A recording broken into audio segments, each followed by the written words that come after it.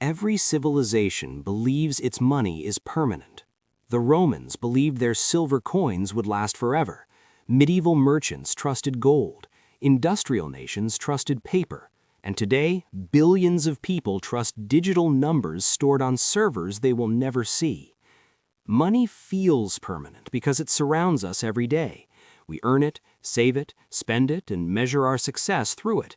Entire societies are organized around it. Governments rise and fall protecting it. But history tells a very different story. Across thousands of years, powerful empires have disappeared, great cities have turned into ruins, and alongside them, something else always vanished quietly: their currency. Not one currency in human history has survived unchanged forever. Not the Roman denarius, not medieval gold coins, not imperial silver standards, not even currencies that once dominated the entire world. Because money is not just an economic tool.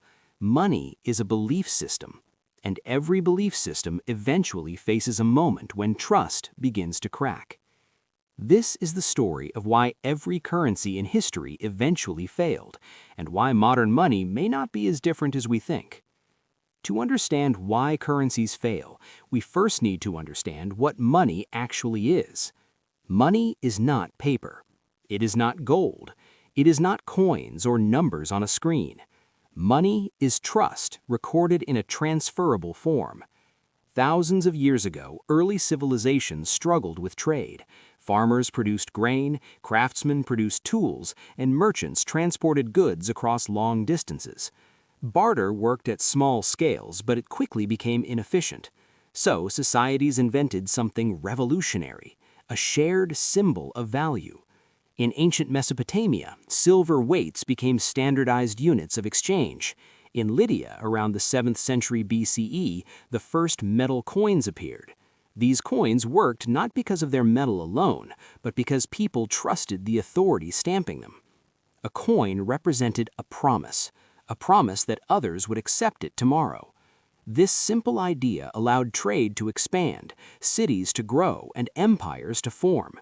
Money became the invisible infrastructure supporting civilization itself. But embedded inside money was a hidden weakness. Its value depended entirely on collective belief, and belief can change. The Roman Empire built one of the most powerful economies the world had ever seen. At its center was the silver denarius, a coin trusted across Europe, North Africa, and the Middle East. Soldiers were paid with it, taxes were collected with it, international trade relied on it. For centuries, the denarius represented stability. But Rome faced a familiar problem: rising expenses. Maintaining armies, expanding borders, and funding massive construction projects required enormous resources. Instead of raising taxes dramatically, Roman emperors discovered a quieter solution. They reduced the silver content of the coin. At first, the change was small. Citizens barely noticed. The coin looked the same, felt the same, and carried the same official value. But over decades, the silver content dropped drastically. What had once been nearly pure silver became mixed with cheaper metals. More coins entered circulation without more real wealth being created. Prices began rising. Merchants demanded more coins for the same goods. Soldiers required higher wages. Confidence slowly weakened. Rome had not run out of money. It had changed what money meant. By the 3rd century, inflation spiraled out of control. Trade slowed. Economic stability fractured. The currency that once unified an empire became one of the forces that helped destabilize it. The pattern had begun. Centuries later, China introduced one of humanity's most important financial inventions: paper money. During the Song dynasty, merchants faced a practical problem. Carrying heavy metal coins across vast distances was dangerous and inefficient. So governments issued paper certificates representing stored value. For the first time in history, money was no longer tied directly to metal. It was tied entirely to trust. At first, the system worked brilliantly. Trade expanded rapidly. Economic activity flourished. Paper money made commerce faster and safer than ever before. But paper introduced a temptation no ruler had faced before. Money could now be created easily. When governments faced wars, infrastructure costs, or financial pressure, printing additional currency became the simplest solution. Gradually, more notes were issued than the economy could support. Prices began rising. Confidence weakened. Citizens rushed to spend money before it lost value. Inflation accelerated into hyperinflation. Paper money, once an innovation that strengthened the economy, became the mechanism of its instability. The lesson was clear. When creating money becomes easy, controlling it becomes difficult. What makes this story remarkable is not that currencies fail, it is how consistently they fail in the same way. In the 16th century, Spain discovered enormous silver deposits in the Americas. Ships carried vast quantities of precious metal back to Europe. Spain became immensely wealthy, at least temporarily. But the sudden flood of silver increased the money supply faster than production grew. Prices across Europe surged in what became known as the price revolution. More money did not create more prosperity, it reduced purchasing power. Centuries later, revolutionary France issued paper currency known as assignats to solve debt problems. Excessive printing destroyed their value.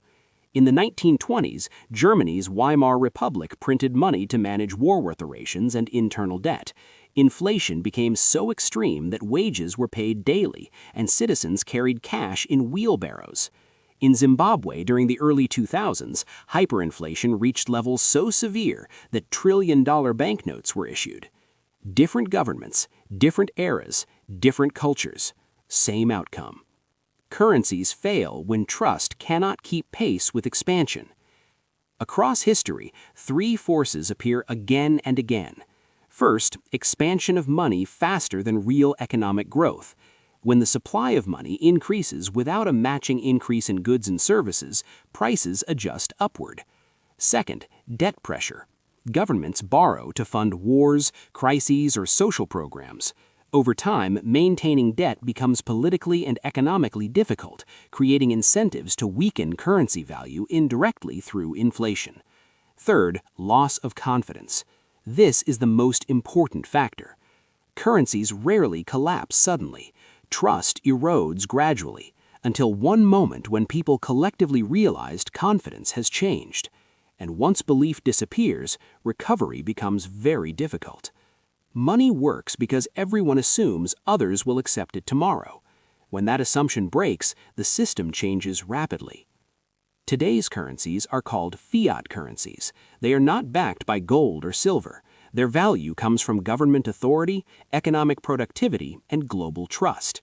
Central banks manage interest rates, control money supply, and attempt to stabilize economies using sophisticated tools unavailable to ancient empires. Modern financial systems are more complex, more interconnected, and more carefully managed. But the fundamental principle has not changed. Modern money still depends on belief. Confidence in institutions, confidence in stability, confidence that tomorrow's money will hold value. Technology has changed the form of currency, not its foundation. History doesn't say money disappears forever. It says money evolves. When one system loses trust, another replaces it. Coins gave way to paper. Paper gave way to digital balances, and future systems may look entirely different from what we know today. Every civilization believed its currency marked the final stage of economic progress. None were correct, because money is not a permanent invention. It's a constantly changing agreement between people. And the real question history leaves us with is not whether currencies will change again, but what will replace them when they do. Fade to black. History shows us that civilizations rise with confidence and fall when that confidence fades. Empires disappear, systems change, but the stories they leave behind help us understand the world we live in today. If you enjoyed exploring the hidden history behind money, power, and the forces that shaped our world, you're in the right place. This is History Vaults, where we uncover economic stories, forgotten decisions, and turning points that changed civilization. Subscribe and join us as we open another vault of history in the next episode. Until then, remember, The past doesn't just explain history, it explains the future.